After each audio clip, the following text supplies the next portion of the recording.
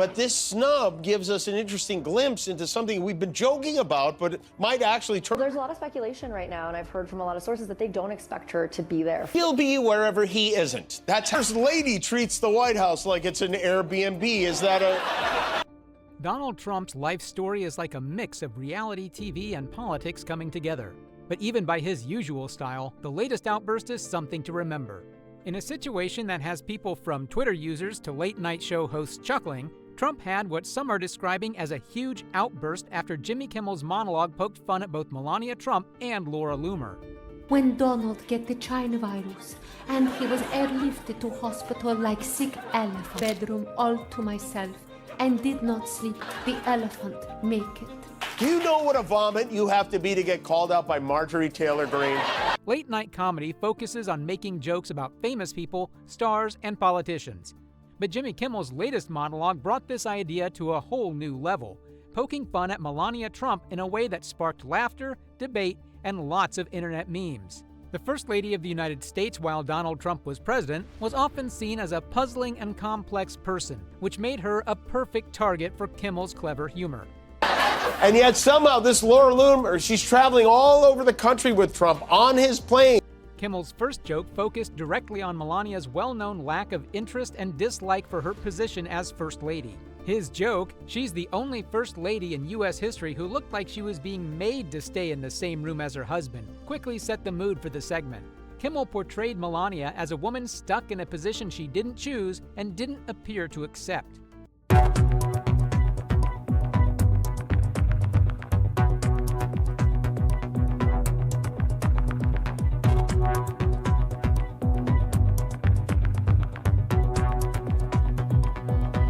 She didn't just lack excitement for public events, it felt like she was trying hard to show she would prefer to be somewhere else. Her well-known hesitation to hold hands with her husband in public became a constant topic for Kimmel, and the comedian quickly pointed out the silliness of her situation. Many First Ladies support issues such as reading or good nutrition, Kimmel joked. Melania's cause was, "Please don't make me hold his hand," which had the audience laughing hard.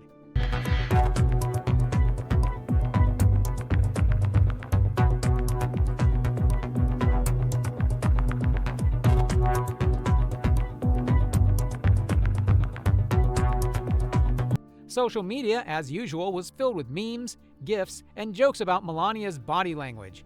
Some people noticed how she seemed distant from her husband, especially with videos of her pushing Trump's hand away going viral. The joke about Melania being really good at hand rejection with Olympic-level precision made things even more intense, highlighting how widespread this story had gotten.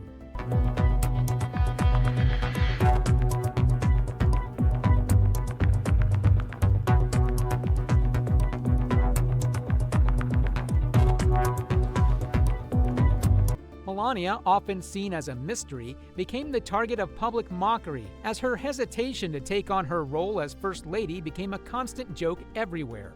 Even in the simplest moments, when she stood next to Trump, the memes would pour in, poking fun at her seeming emotional distance from the chaotic world around her. First Lady got in the Valentine's Day spirit this morning. She posted a photo of giant cards and candy hearts on the White House lawn.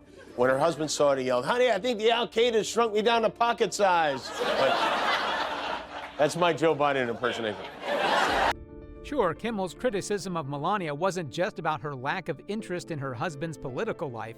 He also pointed out her short times in the spotlight, which were often more confusing than charming. One of the most well-known examples of this was Melania's "I really don't care, do you?" She wore a jacket during her visit to the U.S.-Mexico border in 2018. The jacket, which a lot of people saw as a clueless comment on the separation of migrant families at the border, sparked a lot of criticism. This is amazing, and it's real. And even, it's to Melania, even graphically, it looks like a ransom letter, which I guess is fitting given Melania's current situation. But it says, "Dear Melania, I love you. Even after every single indictment, arrest, and witch hunt, you never left my side." Kimmel was straightforward, saying the jacket was not a fashion statement, but a cry for help. This remark resonated because it connected to the story of Melania being an unwilling figure who, even in her few moments of choice, appeared to be caught in a bigger story she couldn't control. which in this case included a plug for his invisible wife Melania's book. Go out and get her book. She just wrote a book. I hope she said good things about it. I don't know. I didn't. So busy. She just wrote a book called Melania. Go out and buy it. It's great. And if she says bad things about me, I'll call you all up and I'll say, don't buy it. Get rid of it. Kimmel's sharpest comment about Melania's time as First Lady was his joke regarding her Christmas decorations. In 2018, Melania picked bright red Christmas trees for the White House, which got a lot of negative attention. Kimmel's joke was a great example of his funny style. She turned the White House into the set of a horror movie. For many, the image of the bright red trees, along with Melania's overall gloomy vibe, made a perfect setup for Kimmel's clever remark. Honestly, it was more like decorate the place, but with a twist that was a bit too much. Sounds like things are solid at home. I mean, you said 2 times, you said he hasn't read his wife's book. He's too busy. Not so busy he can't play golf on Sunday, but very, very busy.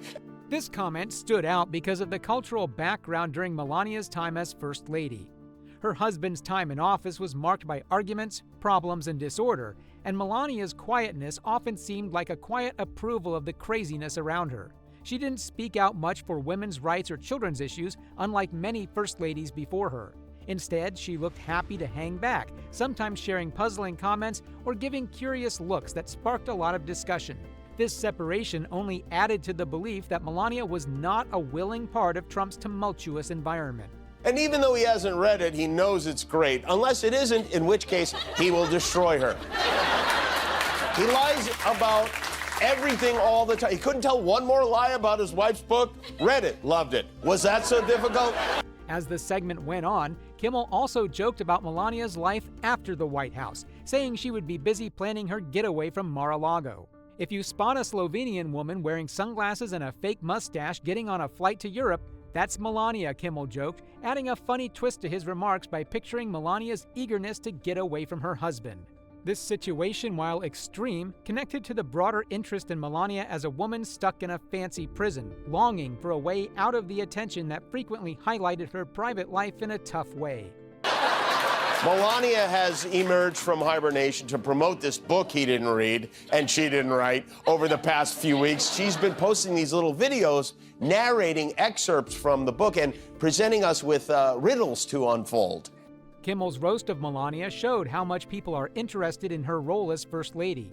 She was someone known more for her quietness and reluctance to join in than for any real input in the political discussions of her time.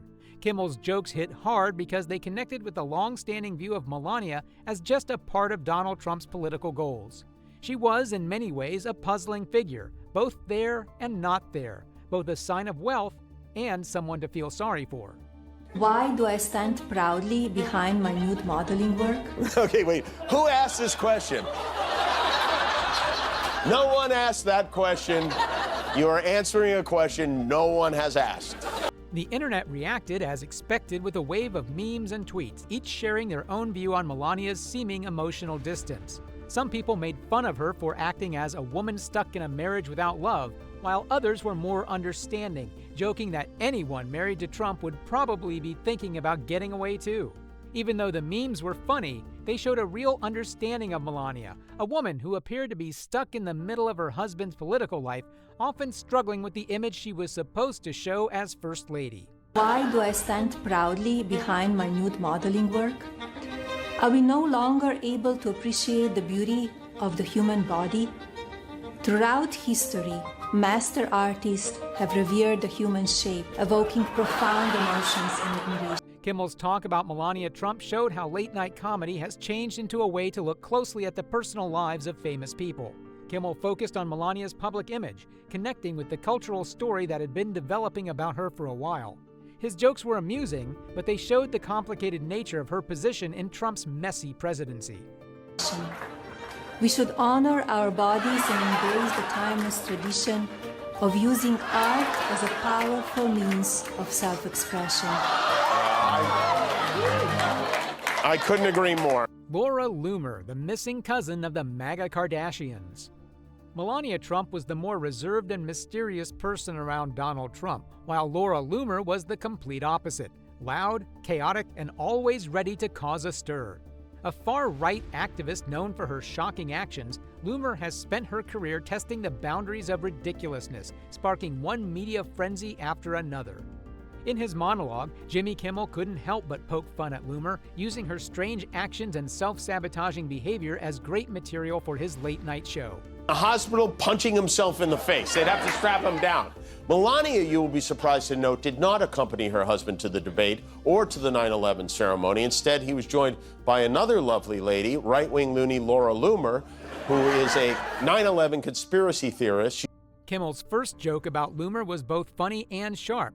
Laura Loomer handcuffed herself to Twitter headquarters because they banned her. That's like getting kicked out of a Denny's and protesting outside with a sign that says, "Let me eat my pancakes." This comparison cleverly showed how Loomer often turns her personal issues into public events. Her protest outside Twitter in 2018, where she chained herself to the doors to try to get her ban lifted, became one of the most well-known moments of her career. The irony was that she was banned for promoting hate speech and conspiracy theories, yet she kept pushing her cause in more and more absurd ways. He suggested it was an inside job. Only Donald Trump would bring a 9/11 conspiracy theorist to the 9/11 memorial. 2 days before the debate, Laura Loomer posted this disgusting little nugget. Kimmel's joke about her protest wasn't just a jab at the silliness of what she did. It also pointed out Loomer's struggle to move past old issues. For Loomer, every ban, every rejection, and every scandal became a mark of pride, a way to dig deeper into the far-right scene. Instead of growing and changing as an activist, she turned her struggle to move on into a strange kind of branding. In many ways, Loomer's career was shaped not by her political views, but by her focus on being a victim. She wasn't just banned from sites like Twitter and Facebook, she became a symbol in her own story, a champion for free speech who wouldn't accept any kind of challenge. She wrote, "If Kamala Harris wins, the White House will smell like curry, and White House speeches will be facilitated via a call center, and the American people will only be able to convey their feedback through a customer satisfaction survey at the end of the call that nobody will understand," which was so vile and racist. Kimmel also had a good laugh at Loomer's lack of self-awareness. By calling her a reality TV reject, Kimmel pointed out how Loomer's actions often felt more like a silly reality show than serious politics. She's like the MAGA version of a real housewife, Kimmel joked, except instead of flipping tables, she's flipping out at tech companies. This comparison showed just how ridiculous Loomer's behavior was and how she seemed eager to create drama for attention. Her whole career, it seemed, was one big stunt, aimed at keeping her in the spotlight and pushing her controversial views. Even Marjorie Taylor Greene called her out on it. She wrote, "This is appalling and extremely racist. It does not represent who we are as Republicans or MAGA. This does not represent President Trump." It does? I feel like it does. I feel like... Loomer's most well-known stunt, the Twitter protest, showed this reality. In a time when social media bans are common, Loomer's choice to chain herself to the doors of a corporate office in protest seemed both desperate and silly. The fact that she forgot to plan for basic needs like finding a bathroom only made the situation funnier. It was a publicity stunt that didn't go as planned, and Kimmel's comments highlighted just how ridiculous it was. At that point, it's not about free speech, it's about free therapy, Kimmel joked, noting that Loomer's actions were less about making a political point and more about her need for attention. I kind of feel like it captures his essence exquisitely, but do you know what a vomit you have to be to get called out by Marjorie Taylor Greene? And yet somehow this Laura Loomer, she's traveling all over the country with Trump on his plane. Even with the mockery, Loomer stood her ground, and her reply to Kimmel's jokes showed just how set she was in her beliefs. On her Telegram channel, she labeled Kimmel a leftist propagandist and claimed he was trying to cancel her. However, this reaction didn't really earn her any sympathy from the public. Kimmel's joke was so well-timed and widely recognized that it appeared to only strengthen Loomer's image as someone more focused on stirring up drama than having real conversations. Not only has she been pushing the cat and dog eating lie, today she said Haitian immigrants aren't just eating cats and dogs, they eat humans. They traded the dog whistle in for a tuba, folks. Only the best people. The internet had a lot of fun with Loomer's reaction. Memes and tweets making fun of her protests spread quickly, with one person saying, "Laura, you canceled yourself when you chained yourself to a door like a cheap Houdini." The comparison to a cheap Houdini was fitting, showing how Loomer's actions often seemed more silly than serious. Instead of being viewed as a real political activist, Loomer turned into a joke, a person whose actions were more about show than real meaning.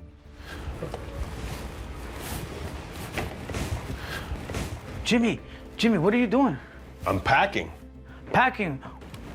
Are you going on vacation? No, I'm not going on vacation. I'm leaving the country. In politics and far-right activism, Loomer is someone who stands out for her controversial actions. She gets a lot of attention with her bold stunts, making her a figure that some admire and others ridicule. Kimmel's roast of Loomer showed how her career has changed. She became more than just a political person. She turned into a meme, a source of humor who appeared more focused on getting attention than on making real political progress. Jimmy, calm down. You're acting like a stupid little baby. Oh. When the going gets tough, what do the tough do? Get going. And that's what I'm doing. I'm getting going. Ow! Jimmy, we need you. We need you to help us get through this. Trump's outburst, when shouting isn't enough. When Donald Trump watched Jimmy Kimmel's monologue, his response was just what you would expect: anger, refusal to accept it, and a lot of shouting. For Trump, being criticized in public was never something he handled well, and Kimmel's jokes about Melania and Loomer were no different. Sources say Trump viewed the segment from Mar-a-Lago, and his reaction was, as usual, extreme. You have a very important voice. I do? Yes, Jimmy. This is your country. We need you. Well, maybe you're right. Yeah, do it for the blue, white, and red. Yeah, it's really just the red, white, and blue, but... Jimmy Kimmel is a loser, Trump reportedly yelled at his team. He's jealous of my ratings. My Apprentice ratings were better than his show will ever be. While the idea that The Apprentice had better ratings than Kimmel's late-night show was clearly not true, The Apprentice ended in 2015, long before Trump's rise in politics, Trump's usual style of boasting was clear. Trump had always cared a lot about ratings, seeing them as a sign of his value and success. In his view, the larger the audience, the greater the win. Voted for the criminal who's planning to pardon himself for his crimes.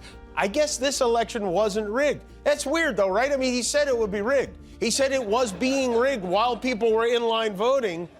Isn't it remarkable that... In typical Trump fashion, he went to his favorite social media site, Truth Social, to express his feelings.